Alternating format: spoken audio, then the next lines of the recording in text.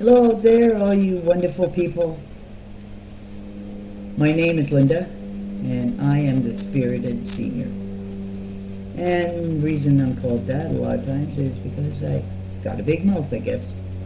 And that is A-OK by me. I want to talk to you about Trudeau. I mean, the election's coming up, and we need to get the word out. We cannot have him in office again. He is a total disgrace from start to finish. The man is a disgrace to our country. Other countries are just laughing at him, laughing at us for voting him in. So please, people, learn your stuff. Find out what he's all about. He's a globalist. He's like Macron. He's a white Obama. And I'm going to say it. Yes, that's exactly what he is. He's a white Obama. And he's trying to turn this country into a socialist country. And it's not going to happen. It's not going to happen. You know. And another thing, we are not going to give our guns up. You can damn well forget it. Try and pass any bill, buddy. Okay? That's all I got to say. Anyways, let's continue on with the one big crime he's involved in right now is trying to, he was demanding that Jodi Wilson Raybould, our Attorney General, and a wonderful lady, I might add,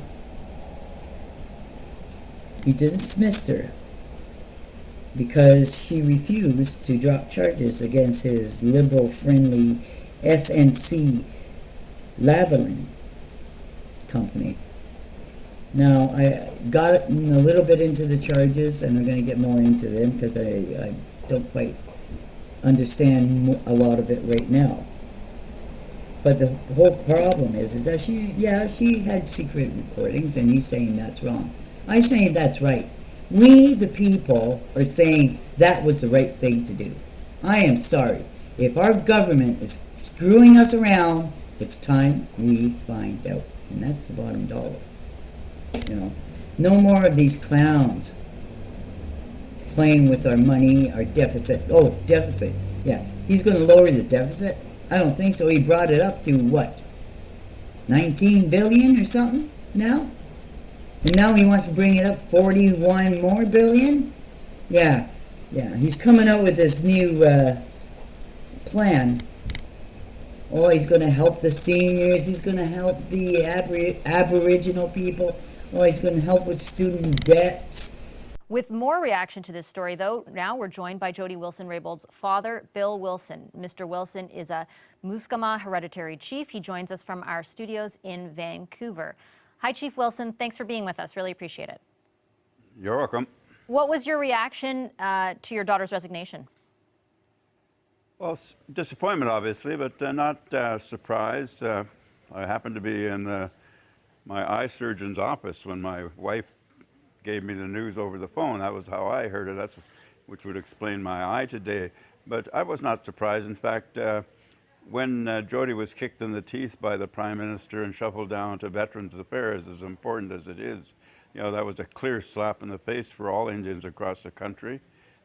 She was demoted to this, I think the only thing lower than Veterans Affairs is Indian Affairs, and so for all Indians across the country, that was a real slight. And I had sort of expected her to resign at that, because I'm a bit more pig-headed than she is. Obviously, I would have resigned and immediately, and I wouldn't have taken as important a portfolio as Defense and Veterans Affairs is, as some way to keep quiet, which seems to me what the Prime Minister tried to do to a woman that has integrity and won't listen to that kind of stuff. Our last guest sort of speculated that it wasn't just the events of the past week concerning SNC Lavalin that prompted the resignation, but in fact that demotion to a different portfolio and what it symbolized to Indigenous people across the country. Would you agree with that assessment?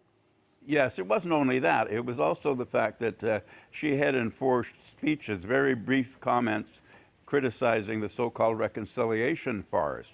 You know, this Trudeau's government, just like The last Trudeau's government hasn't done anything but dig deeper holes for the poverty and deprivation of Aboriginal people across the country. They dance around the table and pretend they can give some money to Indian organizations here, there, and everywhere that don't change things in the communities. The reality is that 68% of all the Indian reserves in this country still don't have potable water, can't drink their water. Some of them don't have electricity. Our health standards have gone down. Our educational standards have improved somewhat, but the reality is that Indian people are still treated like dirt in a land that once belonged to them. You walk into a store in any city in this country, and if you're a Native Indian, you're followed because of the inherent racism. Things have gotten worse. In the 62 years that I've been involved in upfront Indian politics, and it certainly wasn't my fault, it was successive governments, conservative and liberal, and even NDP in this province, that have dug the hole deeper of poverty and marginalization for Aboriginal people. It's disgusting, and I don't know why the country doesn't respond. And this make-believe... Good afternoon. Justin Trudeau is covering up his SNC Lavalin corruption scandal under $41 billion of brand new spending, with plans to raise taxes to pay for it if he's re-elected. This is the most expensive cover-up in the history of cover-ups. Deficit spending today to cover up a scandal to be paid for by higher taxes after the election. The SNC Lavalin corruption scandal has entirely consumed Justin Trudeau's government for the past 6 weeks. And just now, the finance minister presented a budget as though it were business as usual. It is not business as usual. And we could not stand by while the Liberals pretended otherwise. Justin Trudeau tried to stop the criminal prosecution of a Liberal-friendly company by bullying his Attorney General, Jodi Wilson Raybould, into letting them off the hook. And when she wouldn't do it, he fired her. Since then, he has silenced her. He won't waive the privileges and confidences that legally prevent her from telling Canadians what she knows. And earlier today, he shut down the only public investigation into this corruption scandal. They say the cover-up is worse than the crime. But Justin Trudeau must have come to the opposite conclusion. No cover-up can be worse than what he did.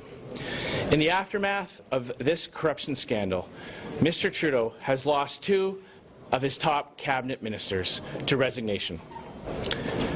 His best friend and senior advisor had to resign under a cloud of scandal, and the top civil servant, the clerk of the Privy Council, had to do the same thing. Today's budget is part of the continuing cover-up. This budget is not a serious fiscal plan for the country. It is a $41 billion corruption cover-up that Canadians will pay for if he's re-elected. His desperate attempts at a cover-up are themselves part of this corruption. His justice investigation shutdown was an abuse of power, an affront to democracy, and an attack on Parliament. Canadians expect accountability in Parliament. And for Justin Trudeau to shut down a committee investigating his corrupt practices and only hours later turn around and present a budget to Canadians as though everything was normal was something we could not sit in the House and stomach. Hear, hear. This budget has no legitimacy. Hear, hear. And we could not legitimize it by remaining in the chamber. In the days ahead, we will continue to highlight this government's cover-up agenda. As you just witnessed, we will use